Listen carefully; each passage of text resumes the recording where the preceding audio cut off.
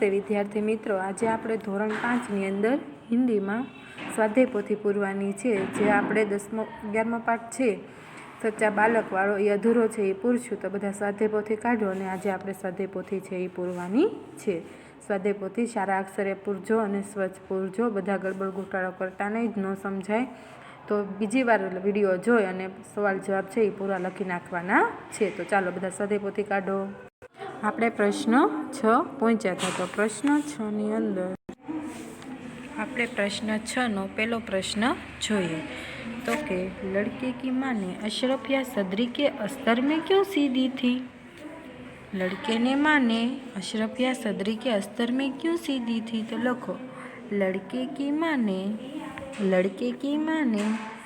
अशरफ या सदरी के अस्तर में इसलिए सी दी थी कि लड़के की माँ ने अशरफ या सदरी के अस्तर में इसलिए सी दी थी कि किसी को उनका पता न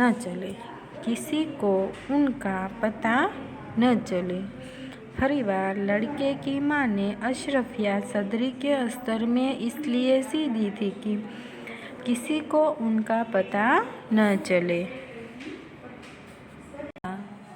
नहीं बोला क्योंकि उसकी माँ ने उसे हमेशा सच बोलने की सीख दी थी. प्रश्न 3. डाकू सरदार को किस बात का पछतावा हुआ? तो लखो डाकू सरदार को इस बात का पछतावा हुआ कि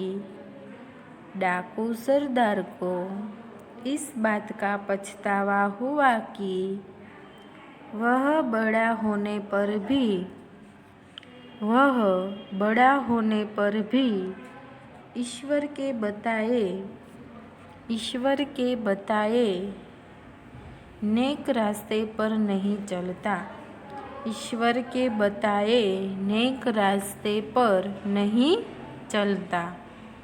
फरी बार डाकू सरदार को इस बात का पछतावा हुआ कि वह बड़ा होने पर भी ईश्वर के बताए नेक रास्ते पर भी नहीं चलता. प्रश्न 4. डाकुओं ने लड़के से क्या सीखा? तो लखो डाकुओं ने लड़के से ईमानदारी सीखी.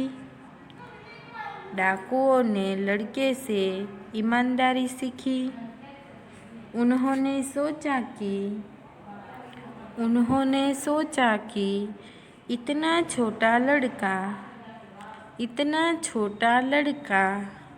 अपनी माँ की सीख मानकर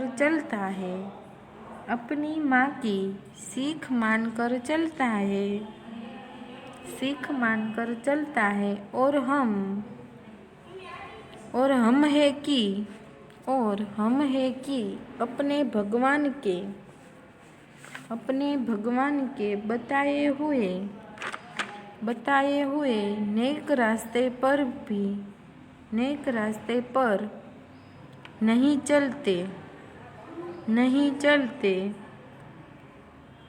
उस दिन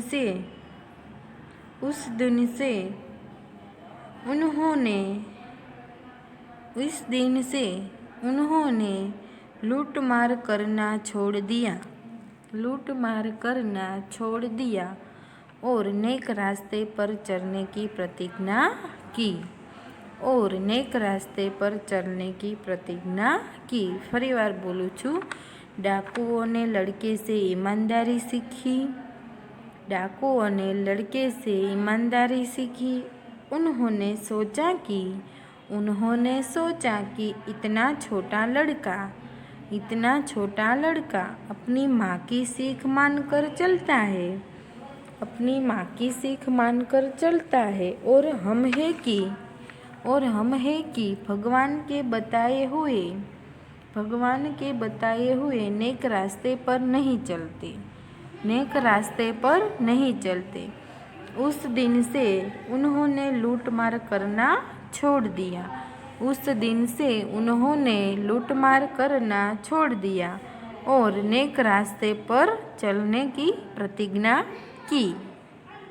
હવે આપણે આગળ જોઈએ। આ છે પ્રવૃત્તિ। પ્રવૃત્તિમાં તમારે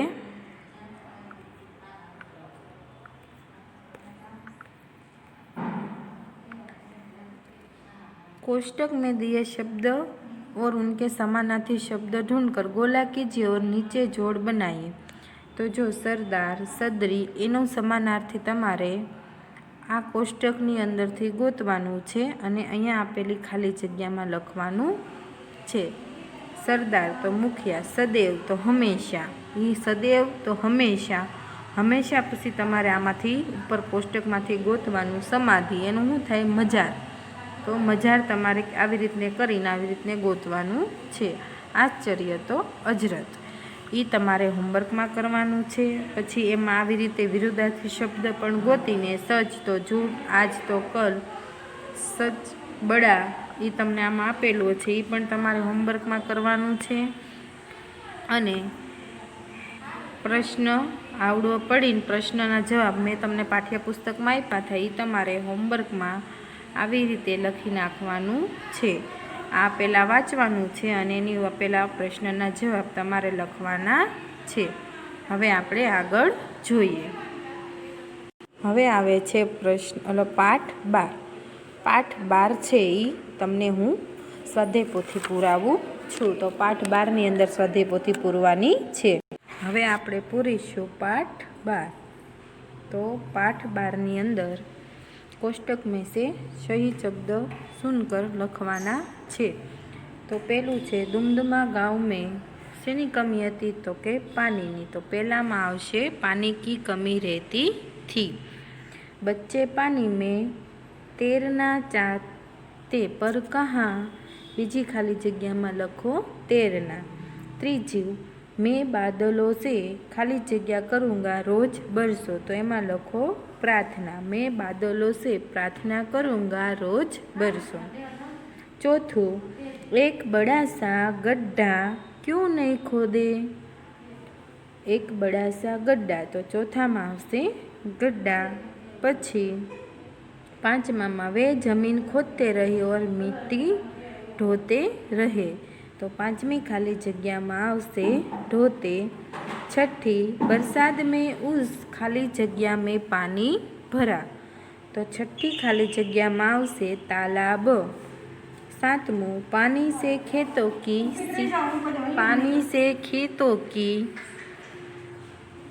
सिंचाई हुई। सातमी खाली जग्या में आवशे सिंचाई। हवे प्रश्न 2। प्रश्न 2 छे भिन्न अर्थ वाले शब्दों पर गोला कीजिए। तो नीर, जल, झाल अने पानी। तो ई समानार्थी छे, झाल छे ई समानार्थी नथी એટલે આપણે झाल ઉપર ગોળા કરવાનું છે। પછી અભાવ, કમી, ઘાટા એ ત્રણે સમાનાર્થી થાય। કમાન છે એ સમાનાર્થી નથી એટલે બીજામાં કમાન ઉપર કરવાનું છે। દુઃખી, પરેશાન, વ્યાકુળ એ ત્રણેય સમાનાર્થી છે એટલે ત્રીજામાં વ્યક્તિ ઉપર ગોળ કરવાનું છે। ચોથું प्रार्थना, उपासना, विनंती। तो चौथामां उपाय उपर गोळ करवानुं छे।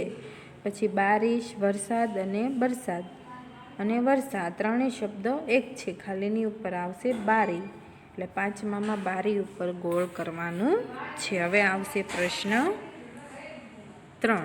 तो प्रश्न 3 कीधुं छे प्रश्नों के उत्तर एक एक वाक्यों में लिखिए। दुमदुमा गांव की क्या समस्या थी।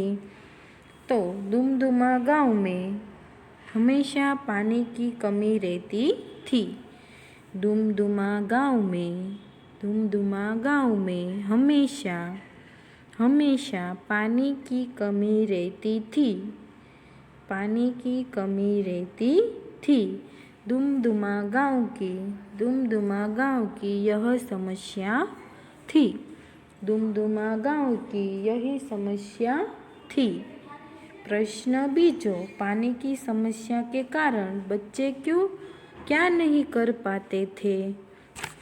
तो लिखो पानी की कमी के कारण, पानी के कमी के कारण,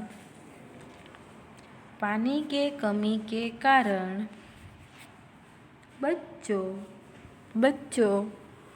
पानी में खेल या तैर नहीं पाते थे। पानी में खेल या तैर नहीं पाते थे। पानी की कमी के कारण बच्चों पानी में खेल या तैर नहीं पाते थे। प्रश्न 3,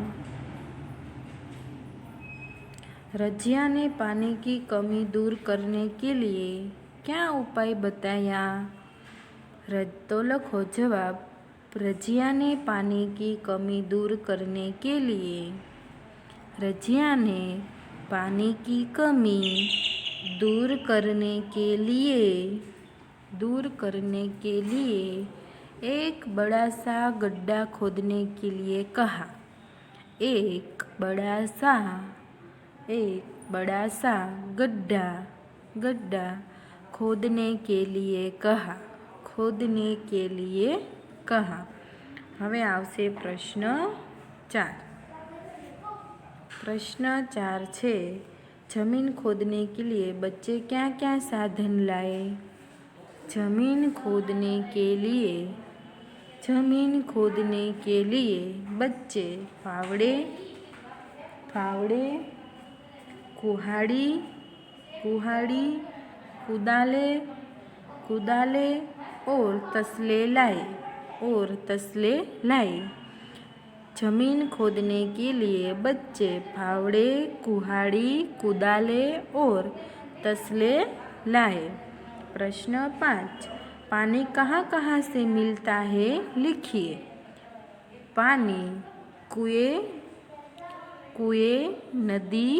नदी પછી આવી રીતને અલ્પવિરામ કરતું જવાનું, તાલાબ પછી ચેકડેમ, ट्यूबवेल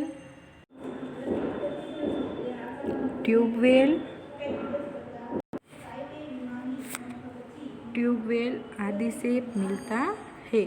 पानी कुएं, नदी પછી ચેકડેમ, तालाब, चेकडेम, ट्यूबवेल आदि से मिलता है। હવે આવે છે પ્રશ્ન,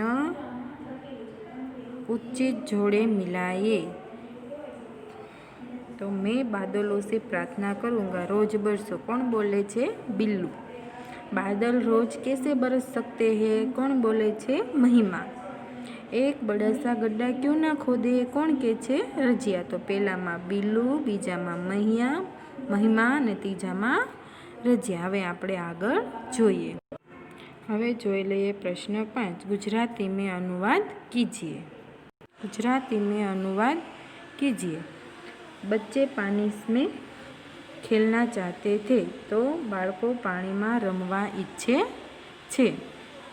पानी से खेतों की सिंचाई होती है तो पानी थी खेतरों की सिंचाई थाय छे। बारिश के पानी से तालाब में पानी भरा तो वरसादना पानी थी तळाव में पानी भर्યું एम लखवानुं छे। पछी बच्चों ने पानी की कमी दूर करने की सोची। बाळकों ने पानी की तंगी दूर करवानुं विचार्યું। एक दिन बच्चे खेल के मैदान में इकट्ठे हुए। एक दिवस बाळको रमतना मैदान में इकट्ठा थया। तो आ तमारे होमवर्क में लखवानुं छे। हूँ बोली गई छूँ।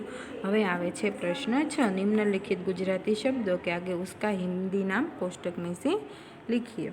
तो तगारू तो लखो तसला, टोपली तो लखो टोकरी, कोदाड़ी तो लखो कुदाल, पावड़ो तो लखो फावड़ा, कड़ाई तो लखो कहाड़ी।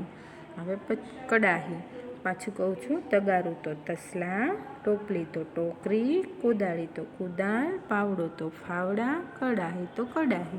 हवे आपणे छे आगळना लेक्चर में प्रश्न 7 थी जोशुं। त्यां सुधी आवजो। होमवर्क में तमारे स्वाध्याय पोथी पूरी छे ना ફોટા તમારે મોકલી દેવાના છે અને મેં જેટલું હોમવર્કમાં સ્વાધ્યાયપોથી પૂરું આપ્યું છે એટલું તમારે જાતે પૂરી ક્લાસ ટીચરના વોટ્સઅપ નંબર ઉપર સેન્ડ કરી દેવાનું રહેશે. ફરી મળીશું આવતા લેક્ચરમાં, ત્યારે પ્રશ્ન 7થી જોઈશું. ત્યાં સુધી આવજો.